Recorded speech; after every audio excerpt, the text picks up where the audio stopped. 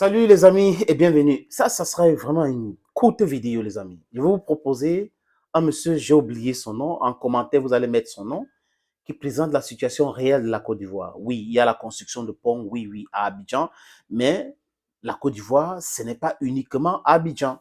La Côte d'Ivoire, c'est Yamoussoukro, c'est Daloa, c'est Bouaké, c'est Saint-Pedro, et j'en passe.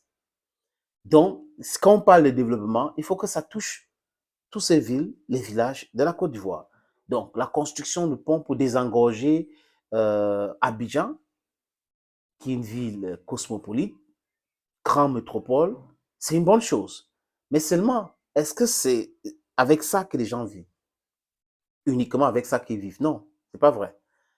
Les salaires, est-ce que c'est conséquent avec le travail? J'en doute. Parce que si vous mettez les salaires à 1 million et que les gens, normalement, les autres pays africains vont dire oui, les salaires sont bons en Côte d'Ivoire. Mais quand on regarde le train de vie, on regarde la vie dans ce pays, là, qui est la Côte d'Ivoire, on va comprendre que non. Ils essaient d'équilibrer avec la vie chère.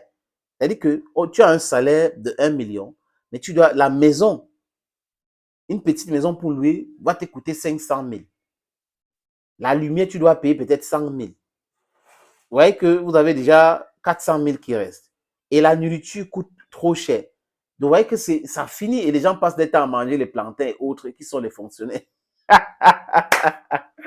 Et c'est là, il a présenté cette situation. Il parle même. Je ne vais pas dire ça comme ça. Vous allez écouter chez lui, mon frère. Les ados moutons là, venez écouter. Dites-moi, il s'appelle comment ça, monsieur? Il est ivoirien, je sais. Il doit être humoriste ou comédien, je ne sais pas quoi. Mais vraiment, j'ai coupé cet extrait qui m'intéresse tellement. Il peint une image réelle de la société ivoirienne aujourd'hui, du pays, la Côte d'Ivoire. Et c'est idem pour les pays africains, tous les pays francophones.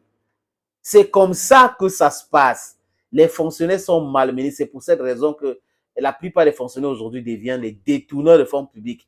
Ils sont devenus des milliardaires. Pendant ce temps, les hommes d'affaires s'appauvrissent et ces gens-là s'enrichissent.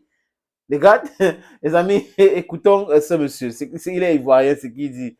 Les ados moutons là, les ados moutons, venez lui répondre. Venez lui répondre. Quand vous êtes là dans la barbarie, dans la stupidité, les illettrés politiques comme ça, venez lui répondre. En Côte d'Ivoire, c'est-à-dire si tu n'es pas voleur, si tu n'es pas rampeur, si tu n'es pas roupéro des autorités, si tu n'es pas Kisa, tu ne peux pas louer une maison bien pour bien vivre. Si tu es propriétaire, c'est autre chose. Mais si tu es fonctionnaire, tout ton salaire va aller dans le loyer. Voilà. C'est-à-dire, je regarde souvent les fonctionnaires, et puis ils me font pitié. Les tontons, vous voyez, qui sont foulés sur le cœur ici, qui choquent beaucoup au plateau là. Tu vois de quoi ils parlent. Les tontons qui sont sur des talons, des hauts talons, comme des hérons bien, des masques Yakuba. Un peu sur nos gens qui ne vient pas. Je te paye même pas. Tu connais les tontons là, non? De toute façon, leur groupe là est dû dans le WC. Non, excusez-moi du terme, il est dû dans le WC. Hein. Tu as déjà vu Kaka musclé, babu. Kaka expérimenté. Kaka qui est bon. Ça dit, tu vois, Kaka, des vieux mobois, des vieilles mères. C'est rond, des Kaka du cabri. Mais ils mangent pas Dieu.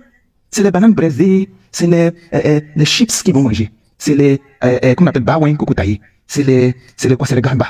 Ça dit, c'est les nourritures bizarres qu'ils mangent. Parce que s'ils mangent pas ça là, ils n'ont qu'à les manger dans le restaurant. Si, ils vont parler. Celui qui mange dans le restaurant chaque jour qui est au plateau fonctionnaire, c'est qu'il est dans cette.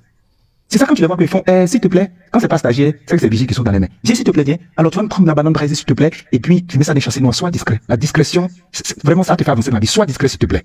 C'est manger ou bien c'est drogue.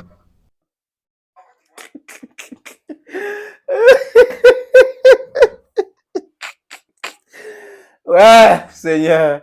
Voilà donc l'image. C'est une vérité, hein.